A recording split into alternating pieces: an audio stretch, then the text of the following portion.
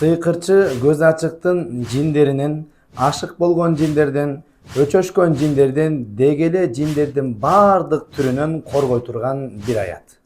أعوذ بالله من الشيطان الرجيم.